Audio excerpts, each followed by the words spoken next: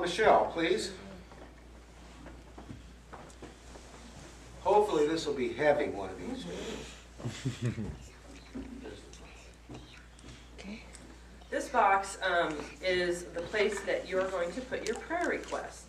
Not everybody wants to put their prayer requests in the morning announcements or during church. And so what you will be receiving every morning as you come into the sanctuary on Sundays or in your bulletins or actually in the church pews, you'll be able to find these are prayer requests.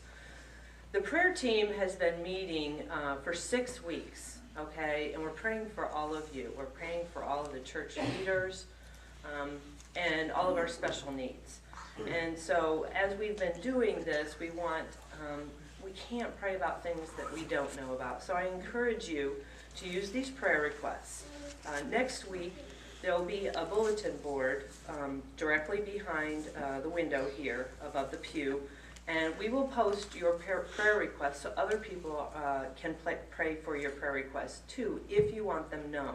If you do not, all you have to do is on the prayer request form, just check it that you don't want it posted, and it will be kept confidential, and only the prayer team will be praying over your prayer requests. So every Sunday, someone from the prayer team will be gathering all these requests that are in here, and then we will either be posting them accordingly, but all of them will be prayed for, and we'll continue to do that throughout the week.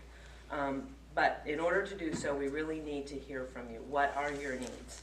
We all have them. So don't be bashful. Please put it here, and then if they're supposed to be posted up there, we can.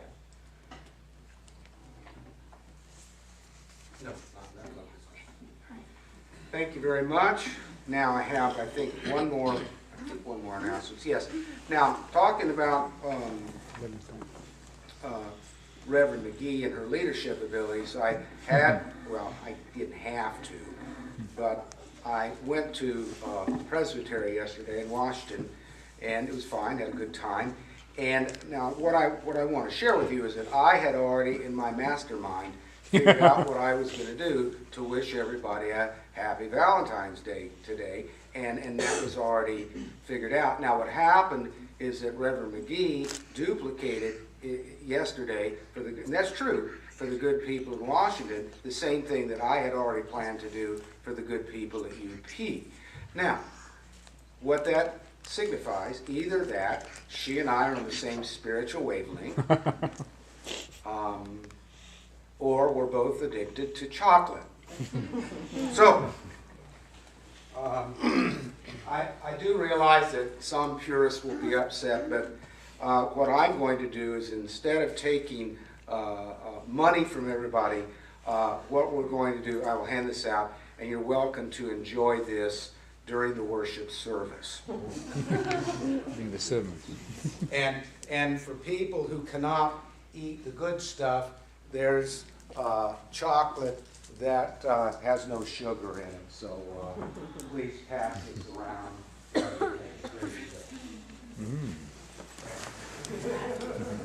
And you notice the choir doesn't get any. And you want to know why? Because the choir, like jackals, after every service, they go downstairs and they pick all the food clean. Oh. That's the truth. It's because they love it. So with that said, we have the choir has prepared some wonderful work for us today. And we're going in and worship while we eat, and don't worry about the noise. We're going to have an enjoyable time. And what we'll do now is begin this worship with silence. Lord, my friend.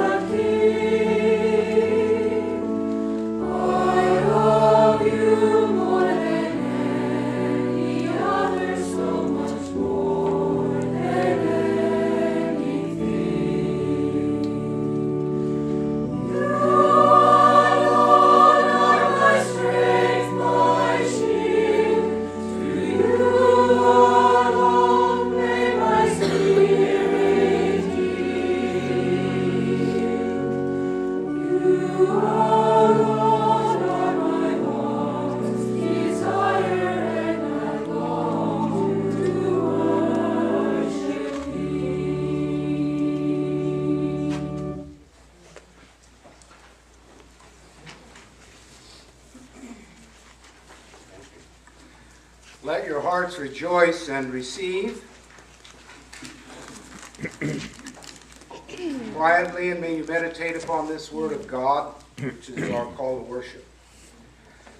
Now, if I speak in the tongues of men and of angels, but have not love, I am only a resounding gong or a clanging cymbal. And if I have the gift of prophecy, and if I can fathom all mysteries and all knowledge, and even if I have a faith that can move mountains, but have not love, I'm nothing. If I give all I possess to the poor and surrender my body to the flames, but have not love, I gain nothing. Love is patient.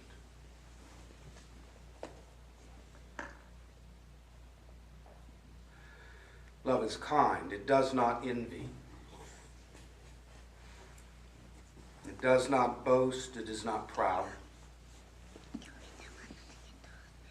It is not rude. It is not self-seeking. It is not easily angered. Love keeps no record of wrongs. Love does not delight in evil, but delights only in the truth. It always protects.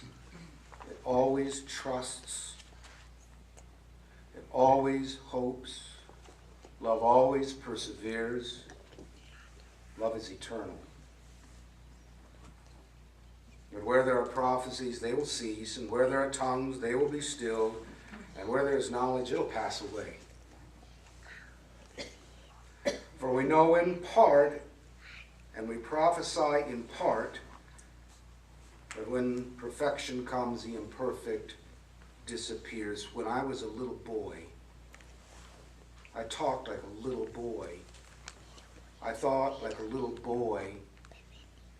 I reasoned like a little boy. And then I grew up, and I became a man.